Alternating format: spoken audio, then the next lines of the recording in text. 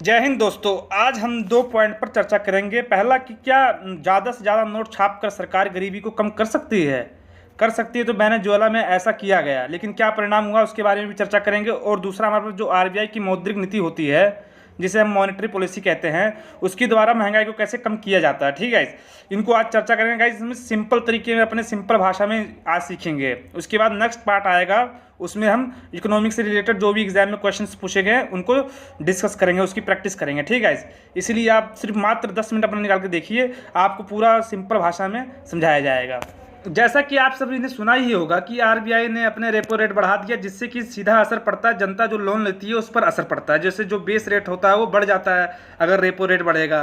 तो ये जो सरकार इतनी समझदार है कि ये नोट छापकर ये क्या नाम गरीबी को दूर नहीं करती है। जो महंगाई है, महंगाई को कम नहीं किया जा सकता नोट छापकर, क्योंकि ये और बढ़ेगी। क्योंकि लिक्विडिटी इसका मेन कारण, महंगाई का मेन कारण होता है लिक्विडिटी। जब तक बंदे के जेब में पैसा रहेगा वो मोल भाव नहीं कर सकता है।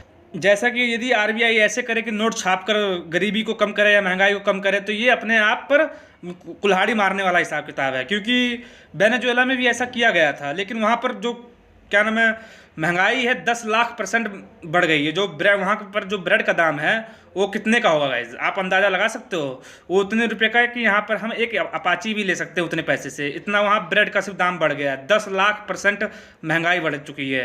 ठीक है, जिससे जो आरबीआई है मौद्रिक नीति लाकर वो महंगाई को कंट्रोल में रखती है, जिससे कि ज़्यादा महंगाई ना बढ़े। अब हम समझते हैं कि आरबीआई अपनी मौद्रिक नीति यानी मॉनेटरी पॉलिसी में क्या क्या चेंज करके महंगाई को कम करती है। जैसे कि हमारे पास जैसे आरबीआई है, आरबीआई बैंकों का बैंक है। जो छोटे मोटे जो कमर्शियल बैंक होते हैं ये आरबीआई से ही उधार लेते हैं, यदि इनके पास कम पड़ जाए पैसा तो जैसा कि गाइस ये इनका सरकार का मेन मकसद क्या है, जो आरबीआई है उसका मेन मकसद है कि लिक्विडिटी यानी तरलता, जो जेब में कैश होता है उसी को लिक्विडिटी कहते हैं। जितना जितना बाजार से कम रहेगा उतना ही फायदा रहेगा, उतना महंगाई कम होगी।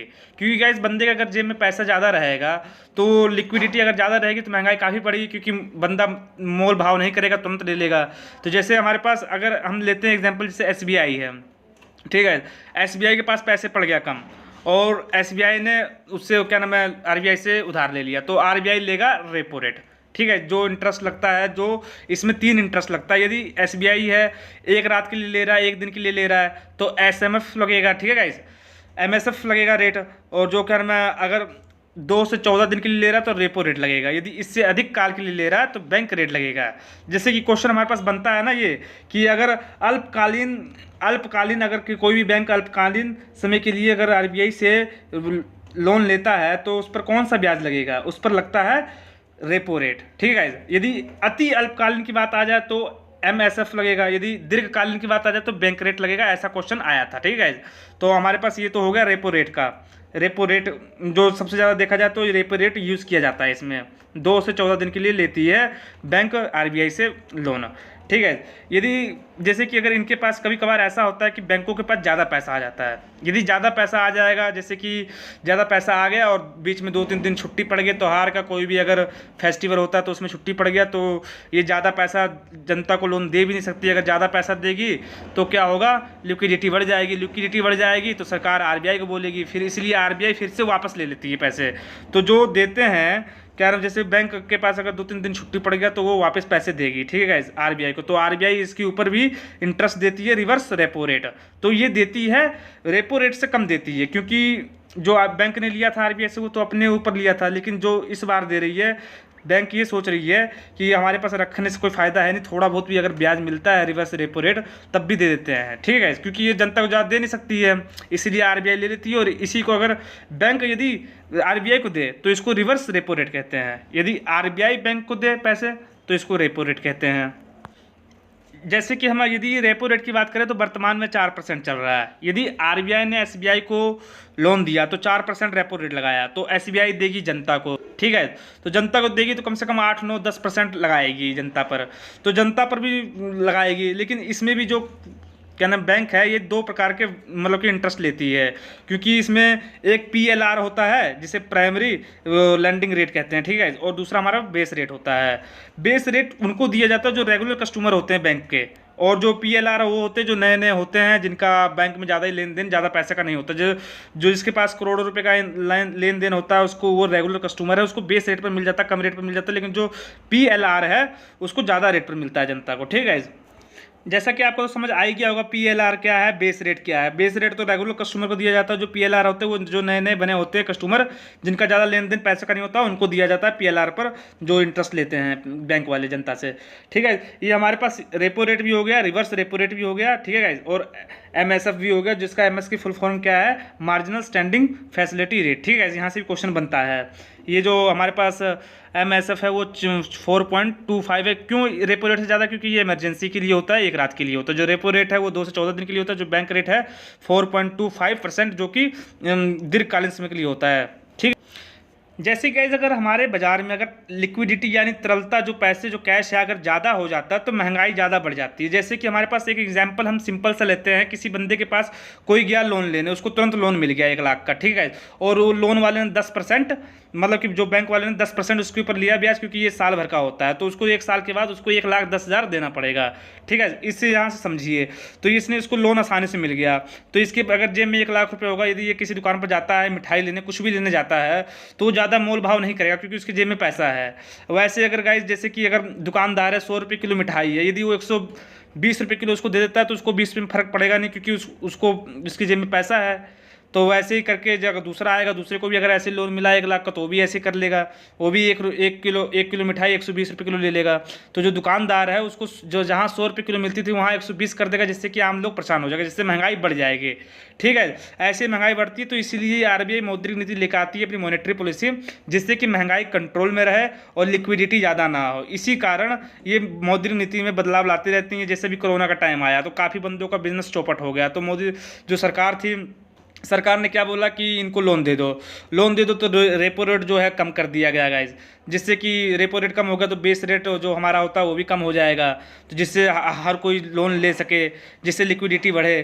ठीक है, इसीलिए इस कोरोना टाइम में ऐसा कर दिया गया। अगर ज़्यादा लिक्विडिटी हो जाती है तो क्या करते हैं, ये सब फेरबदल कर देते हैं आरबीआई वाले। जैसे रेपो रेट बढ़ा दिया, रेपो रेट अभी चल रहा है 4 का, बढ़ा देंगे 10% बढ़ा दिया, तो क्या नाम है, फिर उसके बाद जो हमारे बेस रेट पर तुरंत असर पड़ जाएगा, बेस रेट 20% हो जाएगा। तो 20% पर कोई अगर ब्याज आम लोग तो लेंगे नहीं, तो 20% पर ब्याज। यही गाइज यही सब सिस्टम होता है कि महंगाई को कैसे कंट्रोल करते हैं, ज़्यादा करते हैं। जैसे कि हमने तो रेपो रेट समझ लिया, जो आरबीआई दे बैंकों को, वो जो उस पर इंटरेस्ट लगता है उसको कहते हैं रेपो रेट। रेपो रेट 3 प्रकार के होते हैं, जैसे एमएसएफ, इसका मैंने फुल फॉर्म बता दिया, मार्जिनल स्टैंडिंग फैसिलिटी रेट। ये वर्तमान समय में ये गाइस जो ये है ये फ्लक्चुएट होते रहते हैं, ऊपर नीचे होते रहते हैं, जैसे कि साल भर में 4 बार बदलते हैं, लेकिन इससे ज़्यादा बार भी बदल सकते हैं। ठीक है, इसीलिए जो अभी वर्तमान में चल रहा है, जो एमएसएफ जो मार्जिनल स्टैंडिंग फैसिलिटी रेट है वो 4.25 है, और रेपो रेट 4 जो एमएसएफ होता है वो 1 रात के लिए मिलता है, 1 दिन के लिए, और रेपो रेट 2 से 14 दिन के लिए होता है। बैंक रेट जो होता है दीर्घकालीन समय के लिए होता है गाइस। यहाँ से क्वेश्चन काफ़ी बनता है। ठीक है, हमने रेपो रेट समझ लिया, एमएसएफ समझ लिया, और क्या नाम बैंक रेट भी समझ लिया। अब आते हैं reverse repo rate. Reverse repo rate यही मैंने आपको बता दिया, यदि बैंक में अगर छुट्टी पड़ जाता है 3-4 दिन के लिए, इनके पास ज़्यादा पैसा है, जनता को भी नहीं दे सकते हैं लोन में, क्योंकि ज़्यादा देंगे तो लिक्विडिटी बढ़ जाएगी, जिससे फिर वापस ये आरबीआई को दे देते हैं, तो आरबीआई इन पर रिवर्स रेपो रेट देती है। जो रिवर्स रेपो रेट होता है रेपो रेट से काफ़ी कम होता है।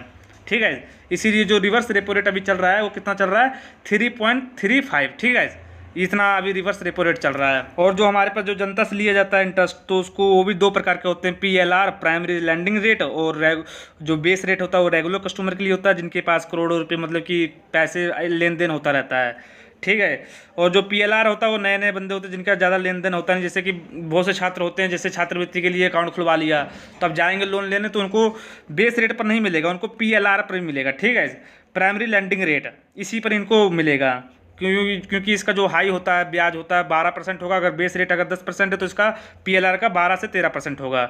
ठीक है, ये सिस्टम है। अब आगे हम समझेंगे जो सीआरआर और एसएलआर, इसमें क्या डिफरेंस है और ये कौन से रेट होते हैं। जैसा कि जो आपको दिखाई दे रहा है 4% सीआरआर और एसएलआर 18%, टोटल 22%, ये पैसा होता है इन्हीं का है बैंक का, लेकिन ये किसी काम का नहीं होता, क्योंकि सीआरआर मतलब कैश रिजर्व रेशो, जो आरबीआई है इनको बोलती है, जो तुम्हारा जो एनडीटीएल जो होता है, जो टेक्निकल भाषा जो बैंक में टेक्निकल भाषा में जो बोलते हैं डिपॉजिट। ठीक है, जितना पैसा होता है बैंक में एनडीटीएल। ठीक है, तो जो सीआरआर का फुल फॉर्म क्या होता है, कैश रिजर्व रेशो। ये जो 4% होता है पूरा टोटल जितना इनके बैंक के पास पैसा होता है, 4% इनको सिक्योरिटी के रूप में आरबीआई को देना पड़ेगा। ठीक है, और जो एसएलआर होता है उसमें क्या है कि जो 18% है पैसा, जो NDTL मतलब कि जो फिक्स है इनके बैंक के पास, ये इन्हें 18% पैसा अपने पास रखना पड़ेगा। ये जनता को भी नहीं दे सकती है। अगर ये देगी तो इनके ऊपर करोड़ों रुपए का टैक्स लगा सकता है, जुर्माना लगा सकता है RBI इनके ऊपर। ठीक है गाइस, इनका RBI का मेन मकसद यही है कि लिक्विडिटी ज़्यादा ना हो। इसी कारण जो बैंक का 4% CRR है और SLR है 18%, टोटल 22% पैसा इसका रोक कर रखा हुआ है। जो 18% पैसा है, जो NDTL यानी जो हमारे टेक्निकल भाषा में जिसे बोलते हैं बैंक के पास कितना रुपये, NDTL उसको बोलते हैं। ठीक है, नेट डिपॉजिट और टाइम लिमिट है NDTL। लेकिन पता है गाइस क्या है, जो इनके पास पैसा है 22% पैसा है, ये तो दे नहीं सकती जनता को।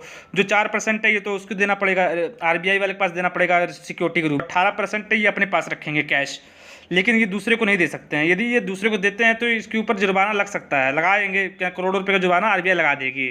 ठीक है, इनमें यही ये मेन मकसद यही है कि लिक्विडिटी ज़्यादा ना हो। लिक्विडिटी ज़्यादा होगी, तरलता ज़्यादा होगी तो महंगाई ज़्यादा बढ़ेगी। बस यही इनका मेन मकसद है। मौद्रिक नीति को लाने का मेन मकसद यही होता है कि महंगाई को कैसे कम किया जाएगा और कैसे लिक्विडिटी को बराबर रखा जाएगा, ना ज़्यादा ना कम।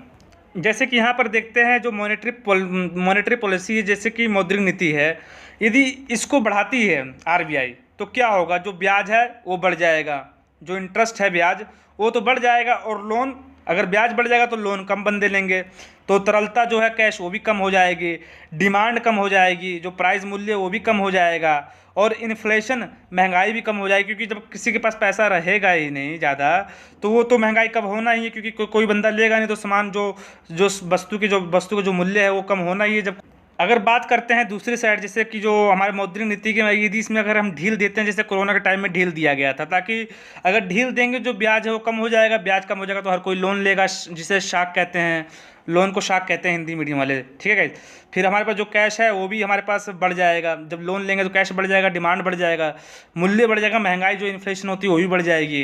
क्योंकि जब सबके पास पैसा रहेगा तो हर कोई तो मोल भाव करते नहीं है, और जब लिक्विडिटी रहेगी तो महंगाई बढ़ना स्वाभाविक रूप से बढ़ेगी महंगाई।